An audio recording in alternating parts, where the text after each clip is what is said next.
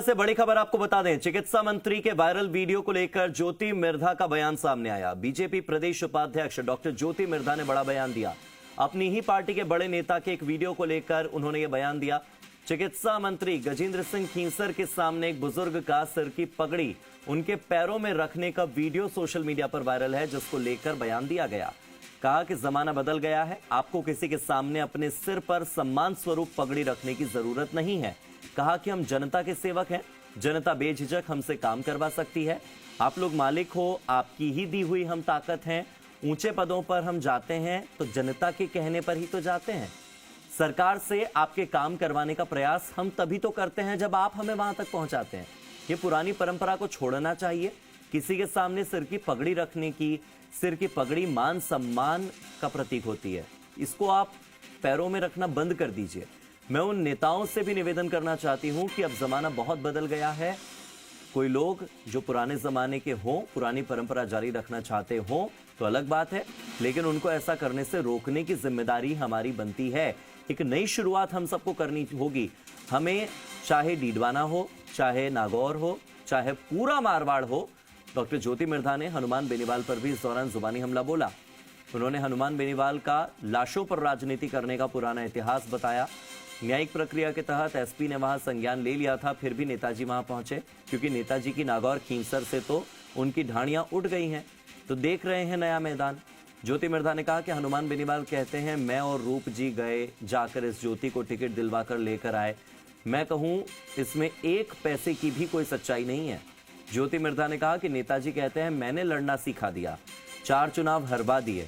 आपका भी ये पहला चुनाव था जो आपने अपने अकेले दम पर लड़ा, मुंह की खानी पड़ी। दूसरा, आपने निर्दलीय चुनाव लड़ा था, आपकी जमानत जब्त हुई थी। सीआर चौधरी के सामने इतिहास गवाह है, आपने कोई भी चुनाव लड़ा है तो अकेले नहीं लड़ा, किसी कंधों पर बैठकर चुनाव लड़ा है।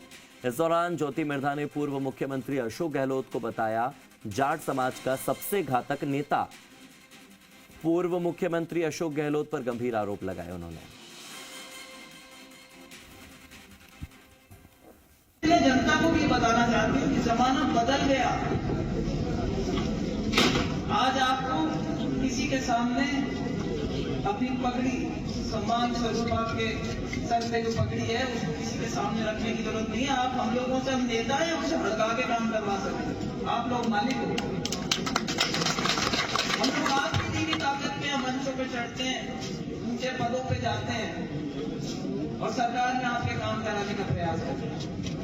और मैं उन नेताओं से भी निवेदन करूंगी कि जमाना बहुत बदल गया।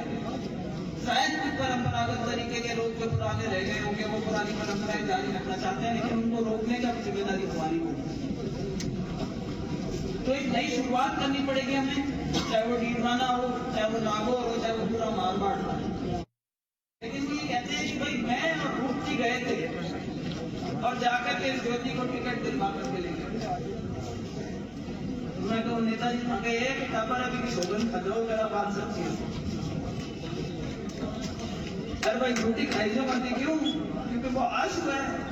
बेटी तो क्या हुआ, जरा मंदिर हुआ वहां के भी एक देश की तो हर कर ही सका, भाई एक देश को माने थे तो झूठी सौगंध तो खाई जो मत।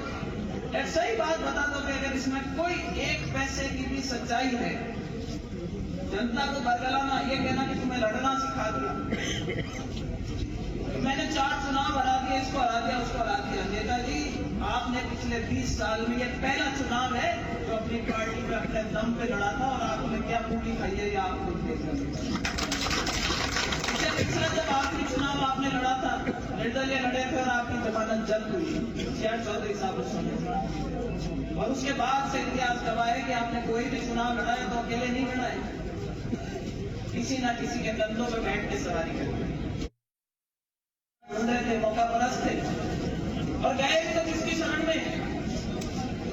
एक ऐसे इंसान की शरण में जिसको मुझे इस मंच के माध्यम से कहते हुए बिल्कुल शर्म नहीं आती कि अगर मेरे समाज का अगर राजनीति में कोई दुश्मन रहा है तो सबसे बड़ा दुश्मन अशोक गहलोत है। अगर आपके यहाँ के नेता जो आपके विधानसभा में यहाँ पर थे, अगर उन्होंने किसी की मदद करी तो एक ऐसे आदमी की करी है जो समाज का सबसे बड़ा दुश्मन था। अगर पद पाने का काम किया होता तो ज्योति मिर्धा कोई चीज नहीं है, बहुत बड़ा समाज है मेरा, बहुत बड़े करते थे।